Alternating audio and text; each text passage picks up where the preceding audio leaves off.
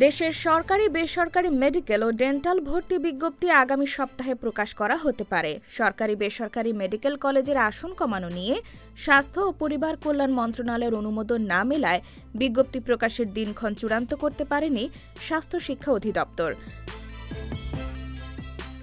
বৃহস্পতিবার ৬ নভেম্বর স্বাস্থ্য শিক্ষা ও পরিবার কল্যাণ বিভাগের একটি সূত্র জানিয়েছে, ২০২৫-২৬ শিক্ষাবর্ষে সরকারি বেসরকারি মেডিকেল কলেজ প্রায় ৮০০ আসন কমানোর নীতিগত সিদ্ধান্ত হয়েছে।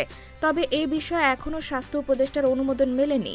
এ অবস্থায় ভর্তি আবেদন অথবা বিজ্ঞপ্তি প্রকাশ কোনোটিই করার অনুমোদন দেয়নি মন্ত্রণালয়।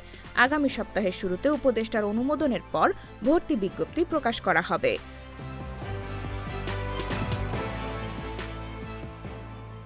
নাম অপ্রকাশিত রাখার শর্তে স্বাস্থ্য ও পরিবার কল্যাণ বিভাগের এক কর্মকর্তা দ্য ডেইলি ক্যাম্পাসকে বলেন, ভর্তি বিজ্ঞপ্তি প্রকাশের জন্য আমাদের আগামী রবিবার অর্থাৎ ৯ নভেম্বর পর্যন্ত অপেক্ষা করতে হবে। আমরা চেষ্টা করছি রবিবারের মধ্যে আসন সংখ্যা কমানো সংক্রান্ত অনুমোদন নেওয়ার।